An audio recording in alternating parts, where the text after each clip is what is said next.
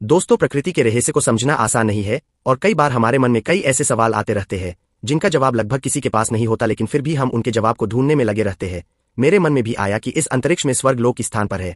हम कोई भी धार्मिक टीवी शो देखते हैं या फिर धर्म से जुड़ी कोई भी बात पढ़ते हैं तो उन सभी से यही पता चलता है कि इस ब्रह्मांड में कहीं स्वर्ग लोक मौजूद है जहां इंसान मृत्यु के बाद ही जा सकता है। मन में सवाल उठता है कि क्या सच में अंतरिक्ष में स्वर्ग लोक मौजूद है या उसे देखा भी जा सकता है? यह मृत्यु के बिना भी वहां तक पहुंचा जा सकता है?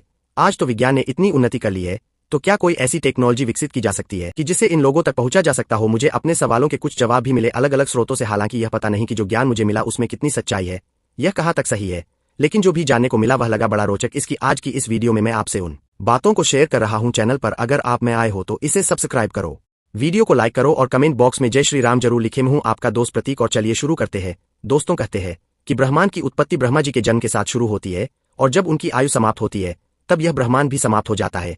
जहां ब्रह्मा जीव रहते हैं उसे सत्यलोक कहा जाता है। जहां भगवान विष्णु और लक्ष्मी माता निवास करती है उसे बैकुंठ कहते हैं। जहां पहुंचना ही मुश्किल हो जाता है, जहां देवराज इंद्र के साथ सभी देवता निवास करते हैं, उसे स्वर्ग लोक कहा जाता है। जहां इंसान मृत्यु के बाद ही जा सकता है। सभी लोग इसी अंतरिक्ष में मौजूद है, लेकिन उन्हें देखा नहीं जा सकता। यह भी कह सकते हैं कि यह सभी लोग पृथ्वी से इतनी दूरी पर मौजूद है कि वहां तक पहुंचना संभव भी नहीं है।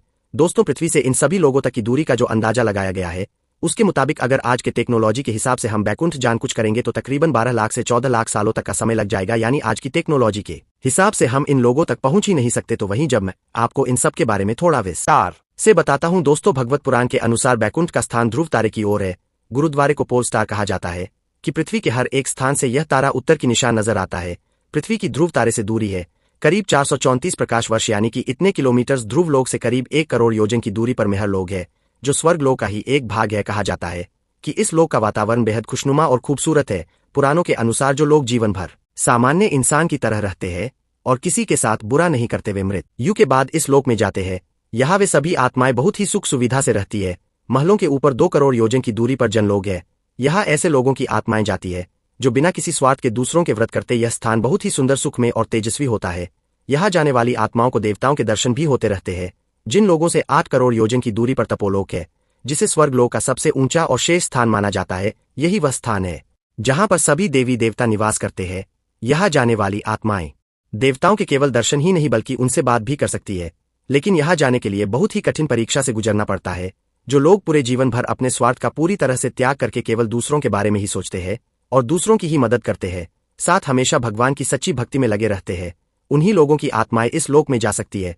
तपोलोक से 12 करोड़ योजन दूर है सत्यलोक, जहां परमपिता ब्रह्मा जी और माता सरस्वती रहती है। कहते हैं कि यहाँ पर आत्माएं नहीं जाती और अगर जाते हैं तो केवल वही आत्माएं जा पाती है जो कई जन्मों से पुण्य कर्म करती चली आ रही है, जो स्वर्ग लोक पहुंचकर भी अपने सत्कर्मों और भगवान की व्यक्ति को नहीं छोड़ते। केवल उन्हें ही यहाँ पर जाने का सौभाग्य मिलता है। सत्यलोक से 2 करोड़ 62 लाख योजन दूरी पर है बैकुंठ लोक। यहाँ निवास करते हैं भगवान विष्णु और माता लक्ष्मी। बैकुंठ तक जाने को ही मोक्ष कहा जाता है। यहाँ जैसे सुख सुविधा और कहीं नहीं, इसलिए लगभग हर इंसान का अंतिम लक्ष्य मोक्ष को प्राप्त करना होता है, क्योंकि यहाँ जाने के बाद जन्म मरण के बंधन से मुक्ति मिल जाती है। इसलिए बैकुंठ को ब्रह्मांड का अंत भी कहा जाता है। हालांकि पुराणों के अनुसार बैकुंठ से ऊपर बेकलोक है, जिसे बोलो कहा जाता है, जहां भगवान श्री कृष्ण और राधा जी निवास करते हैं। अगर सभी दूरियों को मिला दिया जाए और 1 योजन बराबर 12 किलोमीटर मान है, तो पृथ्वी से बेद तक की दूरी लगभग इतनी होगी, यानी कि 4 पदम 10 मील और 40 खराब किलोमीटर से भी ज्यादा। दोस्तों, फिलहाल आज हम अंतरिक्ष में 28,000 किलोमीटर प्रति घंटे की रफ्तार से सफर कर सकते हैं। उसे हिसाब से अगर हम बैकफुट तक की यात्रा करें तो करीब हमें शाहरुख से 14 साल तक का समय लग जाएगा। यही आज की टेक्नोलॉजी के हिसाब से हम बैकुंठ तक पहुंच गई नहीं सकते और आगे भी कोई ऐसे टेक्नोलॉजी का विकास करना मुश्किल है। लेकिन हम सब आज तक यह सुनते हैं कि नारद जी नारायण नारायण का जाप करते हुए सभी लोगों की यात्रा करते रहते हैं।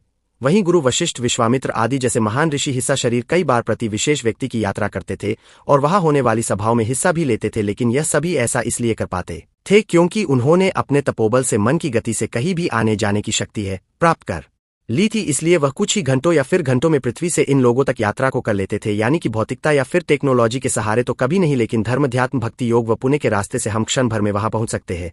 तो दोस्तों, आप हमारी आज की इस वीडियो के बारे में क्या राय नीचे कमेंट बॉक्स में जरूर बताइए। फिर मिलते हैं आपसे अगली वीडियो में।